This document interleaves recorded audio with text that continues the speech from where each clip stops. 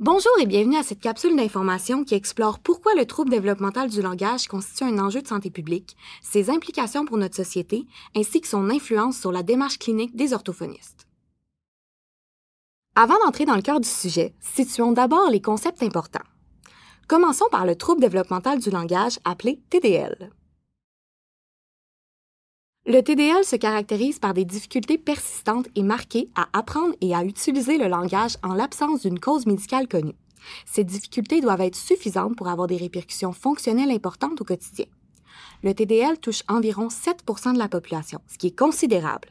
Imaginez une classe régulière. Selon les statistiques, on pourrait estimer que 2 enfants de cette classe sont touchés par ce trouble. Penchons-nous maintenant sur la notion de santé publique. Qu'est-ce que la santé publique exactement? La santé publique, c'est l'ensemble des actions qu'une société met en place pour aider la population à rester en bonne santé et à éviter les maladies, tout en portant une attention particulière aux plus vulnérables. La santé publique se divise en 4 grands rôles. 1. Protéger la population des menaces pour la santé. 2. Surveiller notre état de santé collectif en continu. 3. Prévenir en identifiant et en réduisant les facteurs de risque avant qu'ils ne deviennent un problème. 4. Promouvoir des comportements qui favorisent la santé pour aider la population à vivre mieux et plus longtemps. Tout ça vous paraît peut-être un peu abstrait, mais vous connaissez sans aucun doute plusieurs initiatives de santé publique. On peut penser aux campagnes J'arrête, j'y gagne, qui encouragent les gens à cesser le tabagisme, Éduc-Alcool, qui promeut une consommation responsable d'alcool, ou encore les nombreuses campagnes de prévention mises en place pendant la pandémie de la COVID-19. Bref, qu'elles visent la santé physique ou mentale, ces campagnes ont toutes un même objectif, d'agir collectivement afin de limiter les coûts sur la société. Mais pourquoi le TDL est-il un enjeu de santé publique? Pour être considéré comme tel, il doit entraîner 2 répercussions sur la société. Il doit engendrer des coûts importants et être réparti de manière inégale, et c'est exactement ce qui se passe avec le TDL. Si on se penche d'abord sur le premier critère, le TDL génère effectivement des coûts importants pour la société, car ses conséquences se manifestent tout au long de la vie.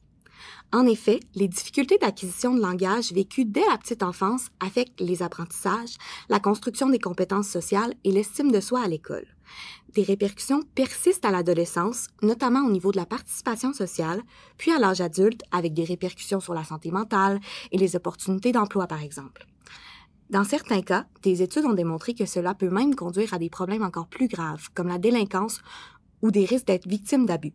Bref, tous ces effets augmentent les coûts sur les secteurs de la santé et de l'éducation, et donc sur la société. En ce qui concerne le deuxième critère, il faut d'abord comprendre ce que signifie une distribution inégale. Cela s'observe lorsqu'un enjeu touche davantage les personnes vulnérables. Le concept du gradient social de la santé montre bien ce phénomène en illustrant que plus le niveau socio-économique est faible, plus l'indicateur de santé diminue. En effet, les conditions socio-économiques, définies par le quartier où l'on vit, les revenus familiaux et le niveau d'éducation, créent des inégalités dans l'accès aux services de santé et d'éducation. En quoi le TDL s'inscrit dans cette distribution inégale? Tel que rapporté par Riley et McKean, les auteurs à l'origine de l'étude ayant guidé cette capsule, parmi toutes les inégalités socio-économiques qui affectent la santé et le développement, aucune n'est plus grande que celle liée au langage. Un enfant grandissant dans des conditions défavorables a jusqu'à 3 fois plus de risques de développer des difficultés de langage dès la petite enfance, comparativement à ses pairs, et cet écart ne cesse de se creuser avec les années. Bref, bien que l'origine du TDL est complexe, étant entre autres influencée par des facteurs environnementaux et génétiques, une chose est certaine, de faibles conditions socio-économiques contribuent à augmenter le risque de présenter le trouble. En ayant ces informations en main et en sachant que le même portrait est observé au Québec, nous sommes forcés de constater. Le TDL est effectivement un enjeu de santé publique. Or, ce constat nous force à se questionner. S'il s'agit d'un enjeu de santé publique, qu'est-ce que la société pourrait mettre en place pour soutenir ses enfants? Eh bien, au-delà des données négatives, la recherche nous offre aussi des lueurs d'espoir en montrant que la prévention et l'intervention précoce peuvent contribuer à réduire les effets des inégalités sur le développement langagier. C'est donc dans ce contexte que le programme Agirto a été mis sur pied. Il vise à soutenir le développement des enfants âgés de 0 à 5 ans et leurs familles, en particulier les plus vulnérables. Il se divise en 3 volets. la surveillance des enfants à risque, en sensibilisant le public aux signes précoces et en misant sur les contacts clés des enfants avec les services, comme la vaccination, le dépistage des enfants identifiés, et finalement l'intervention précoce en orientant rapidement ces enfants vers les services appropriés. Ces volets vous rappellent-ils quelque chose? En effet, en intervenant efficacement et de manière préventive, le programme Agirto combine les rôles clés de la santé publique.